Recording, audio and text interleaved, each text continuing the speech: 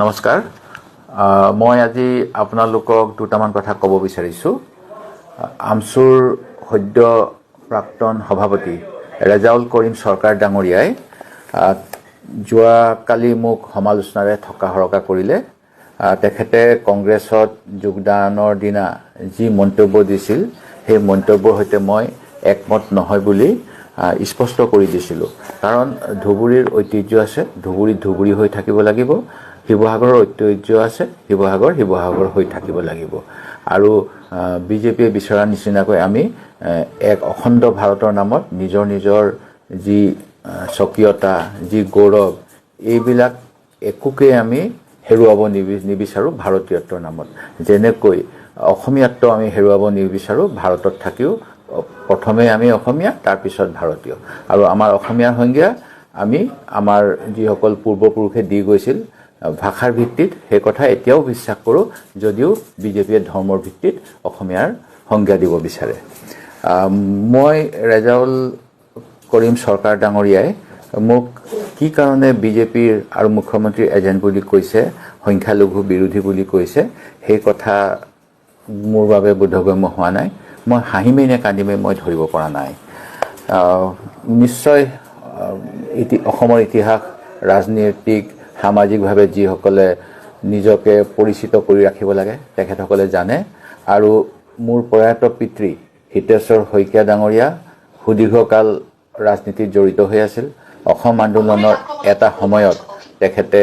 অসমৰ মুখ্যমন্ত্ৰীত্বৰ দায়িত্বটো আছিল আৰু সেই সময়ত যি ধৰ্মীয় আৰু ভাষিক সংখ্যালঘুৰ ওপৰত অসম আন্দোলনৰ সময়ছোৱাত যেনেধৰণেৰে অত্যাচাৰ উৎপীড়ন হৈছিল সেইখিনি সময়ত তেখেতে দৃঢ়তাৰে ভাষিক সংখ্যালঘু আৰু সকলো অসমীয়াৰ বাবে যে সুৰক্ষা দি ভাৰতীয়ত্বৰ পৰিচয় কোনো যাতে হেৰুৱাব নালাগে তাৰ বাবে যেনেদৰে কাম কৰিছিল সেইখিনি কথা নিশ্চয় সকলোৱে জানে আৰু এনে কৰাৰ বাবে আন্দোলনকাৰীসকলে সেই সময়ত মোৰ পিতৃক গণহত্ৰু বুলি কৈছিল আমাক সামাজিকভাৱে বৰ্জন কৰিছিল তাৰ পিছতো যদি মই সংখ্যালঘু প্ৰেমী নে বিৰোধী এই চাৰ্টিফিকেট ৰেজাউল কৰিম চৰকাৰৰ দৰে লোকৰ পৰা ল'ব লাগে এই বিষয়ে মোৰ কোনো মন্তব্য দিব লগা নাই মোক বিজেপিৰ এজেণ্ট বুলি কৈছে মই যেতিয়া কৈছিলোঁ ৰেজাউলক বহুতেই বিজেপিৰ এজেণ্ট বা মুখ্যমন্ত্ৰীৰ এজেণ্ট বুলি ভাবে মই এই কথাও কৈছিলোঁ যে মোকো বহুতেই ভাবে কিন্তু মই যদি বিজেপিৰ এজেণ্ট হওঁ পাৰ্টীয়ে 10 বছৰে মোৰ ওপৰত কিয় ব্যৱস্থা লোৱা নাই তেখেতসকলে মোক কিয় 10 বছৰ ধৰি বিৰোধী দলৰ প্ৰতি কৰি ৰাখিছে মই তেখেতে কৈছে অকল পত্ৰ লিখোঁ হয় মই অসমৰ বিভিন্ন সমস্যাৰ বিষয়ত পত্ৰ লিখোঁ মই ৰাজনৈতিকভাৱে যিসকল শাসনত আছে তেখেতসকলে যে সংবিধান উলংঘা কৰিছে আমাৰ গণতন্ত্ৰ খৰ্ব কৰিছে এই কথাবিলাক যাতে কোনেও পাহৰি নাযায় ইতিহাসতো যাতে সেই কথা থাকি যায় তাৰ বাবে মই পত্ৰযোগে তেওঁলোকক অৱগত কৰোঁ অসমৰ সমস্যাৰাজি সম্পৰ্কত সংখ্যালঘুসকলৰ ওপৰত যেতিয়া বুলডোজাৰ চলে ধলপুৰৰ দৰে যেতিয়া ঘটনা হয় সেইখিনি সময়ত মই অসমৰ হাইকোৰ্টৰ মুখ্য ন্যায়াধীশে নহয় ৰাষ্ট্ৰীয় মানৱ অধিকাৰ আয়োগ বা উচ্চতম ন্যায়ালয়ৰ মুখ্য ন্যায়াধীশলৈ পত্ৰ লিখোঁ আৰু মোৰ এনেকুৱা এখন পত্ৰৰ বাবে বিশ্বনাথ চাৰিআলিৰ এজন সংখ্যালঘু ব্যক্তিক যেতিয়া তেখেতৰ ধৰ্মীয় আচাৰৰ বিপৰীতে কিবা এটা ভক্ষণ কৰিবলৈ দিয়া হৈছিল সেইখিনি সময়ত অসম চৰকাৰক ৰাষ্ট্ৰীয় মানৱ অধিকাৰ আয়োগে শাস্তি দিছিল আৰু সেই মানুহজনক ক্ষতিপূৰণ দিয়াৰ ব্যৱস্থাও কৰিছিল ধলপুৰত যেতিয়া বিদেশী নামত ভাৰতীয় নাগৰিকৰ ওপৰত অত্যাচাৰ কৰি উচ্ছেদ কৰা হৈছিল সেইখিনি সময়ত মই গুৱাহাটী উচ্চ ন্যায়ালয়ত ৰাজহুৱা স্বাৰ্থ জড়িত আবেদন দাখিল কৰিছিলোঁ আৰু মোৰ আবেদনৰ বাবে অসম চৰকাৰ জবাবদিহি হৈছিল আৰু তেখেতসকলক কোৱা হৈছিল পুনৰ সংস্থাপন তেওঁলোক যদি নাগৰিক হয় তেওঁলোকৰ যদি অন্য জাগাত মাটি নাই তেওঁলোকক অসম চৰকাৰে দিব লাগিব ভাৰতীয় আইন অনুসৰি ঠিক তেনেদৰেই সেই সময়ছোৱাত কিন্তু বৰ্তমানৰ বিজেপি দলৰ সভাপতি আৰু বৰ্তমানৰ সেই অঞ্চলৰ এজন বিধায়কৰ দৰং জিলাৰ বিধায়কৰ UDF দলৰ বিধায়ক তেখেতসকলৰ বিৰুদ্ধে মাটি দিয়া নামত এই উৎপীড়িতসকলক উৎকোচ লোৱাৰ অভিযোগ আছিল আৰু এই অভিযোগ বিজেপি দলৰ এখন আভ্যন্তৰীণ কমিটিয়ে তদন্ত কৰি কোন দোষী সেই কথাও কৈছিল এই ক্ষেত্ৰত কিন্তু ৰেজাউল কৰিম চৰকাৰ ডাঙৰীয়াই কোনো মন্তব্য দিয়া মই দেখা পোৱা নাই মই মুখ্যমন্ত্ৰীৰ লগত আছো বুলি কৈছে সেই কথা ৰেজাউল কৰিমে জানিব কিন্তু অখিল গগৈ ডাঙৰীয়াই মই এই সন্দেহ ৰাইজে কৰে বুলি কোৱাৰ এদিন পূৰ্বে বঙাইগাঁও জিলাত, যি জিলাত বোধ কৰোঁ ৰেজাউল কৰিম ডাঙৰীয়াৰ পিতৃগৃহ, তাত গৈ সাংবাদিকসকলৰ আগত মুকলিকৈ ক'লে যে অখিল গগৈয়ে মুখ্যমন্ত্ৰীৰ মুখত ৰেজাউল কৰিম চৰকাৰৰ বিৰুদ্ধে বহুত কথাই শুনিছে। ঠিক তেনেকৈ আমছুৰ এজন নেতাই গুৱাহাটীৰ শিল্পগ্ৰামত বিভিন্ন ধৰণৰ মন্তব্য আগবঢ়ালে। সেইবিলাক কথা কিন্তু ৰেজাউল চৰকাৰ ডাঙৰীয়াই একোৱেই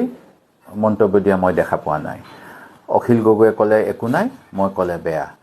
মই কংগ্ৰেছ দলৰ এজন একনিষ্ঠ সেৱক, ধৰ্ম নিৰপেক্ষতা আৰু গণতন্ত্ৰক বিশ্বাস কৰোঁ, আৰু মই এজন স্বাভিমানী অসমীয়া, আৰু আহোমৰ তেজ মোৰ গাত আছে। মোক যি বুলিয়ে সমালোচনা কৰক, মই শিৱসাগৰখনক ধুবুৰী বনাব নোৱাৰোঁ, আৰু ধুবুৰীও মই শিৱসাগৰ বনাবলৈ প্ৰয়াস নকৰোঁ। ই উচিত নহয়। প্ৰতিটো এলেকাৰ প্ৰতিখন স্থানৰ নিজৰ নিজৰ স্বকীয়তা বজাই ৰখাটো মই বিচাৰোঁ, আৰু মই এই বিষয়ত স্পষ্ট কৰি দিছোঁ যে সেই সন্দৰ্ভত নতুনকৈ কোনো কথা মই ক'ব নিবিচাৰোঁ। মই 10 বছৰ ধৰি 10 বছৰ নহয়, এতিয়া প্ৰায় 15 বছৰ ধৰি বিধায়ক হৈ আছোঁ। গতিকে মই কিমান চৰকাৰী আঁচনি উদ্বোধন কৰিলোঁ, কিমান মুখ্যমন্ত্ৰী সাহায্য পুঁজিৰ চেক বিতৰণ কৰিব পাৰিলোঁ, এই কথাবিলাক নিশ্চয় জনাসকলে, ভূৰখাসকলে জানে। আনকি বেলেগ নালাগে, দলগাঁৱৰ বিধায়কে ধৰি কেইবাজনো সংখ্যালঘু বিধায়কে কিমান মন্ত্ৰীসকল বা চৰকাৰী আঁচনি আধাৰশিলা উদ্বোধন কৰিলে, এই কথাও নিশ্চয় ভূৰখাসকলে জানে। কোনোবা এজেঞ্চিয়ে সমীক্ষা কৰিলেও এই কথা গম পাব। যদি মই চৰকাৰৰ লগত ভাল, তেনেহ'লে মোৰ সমষ্টিত কাম বেছি হ'লহেঁতেন। কিন্তু মোৰ সমষ্টিত দিনে ৰাতিয়ে এজন উপাধি হলোৱা বিজেপি নেতা পবিত্ৰ মাৰ্ঘেৰিটা, যিজনে নিজৰ গগৈ উপাধিৰ পৰিৱৰ্তে ইটালীৰ ৰাণীৰ উপাধিৰে গৰ্বিত অসমীয়া বুলি ক'ব বিচাৰে, সেই পবিত্ৰ মাৰ্ঘেৰিটা আৰু মন্ত্ৰীসকল ঘূৰি ফুৰে। তপন গগৈ ডাঙৰীয়া সাংসদ থাকোঁতে মোৰ সমষ্টিতেই অনবৰত তেখেতে ভ্ৰমণ কৰি আছিল, আৰু এই কথাবিলাকে মোক কেনেধৰণে বিজেপিৰ লগত বন্ধুত্ব বুলি প্ৰমাণ কৰে সেই কথা মই নাজানো। গতিকে এই কথাবিলাক মোক কৈ লাভ নাই। মই ধৰ্ম নিৰপেক্ষতাক বিশ্বাস কৰোঁ, গণতন্ত্ৰক বিশ্বাস কৰোঁ। ভোট কোনে মোক দিব নিদিব সেইটো বেলেগ কথা। মই এজন গৰ্বিত ভাৰতীয়, যিজনে সকলো জাতি জনগোষ্ঠীৰ কথা চিন্তা কৰোঁ, আৰু সংবিধানৰ কথা মোৰ নেতা ৰাহুল গান্ধীয়ে যেনেধৰণে বিচাৰে সংবিধান বচাওক, সংবিধান বচোৱা কামত মই সদায়ে ব্ৰতী হৈ থাকিম। এই কথাখিনি আজি ফেচবুক যোগে আপোনালোকক জনালোঁ। আশা কৰোঁ মোৰ সম্পৰ্কে যি অপপ্ৰচাৰ বিভিন্ন স্বাৰ্থত বিভিন্নজনে কৰি আছে, তাৰ বিষয়ে মন্তব্য দিয়াৰ পূৰ্বে আপোনালোকে এই কথাখিনিও শুনিব, পঢ়িব আৰু বুজিব। ধন্যবাদ।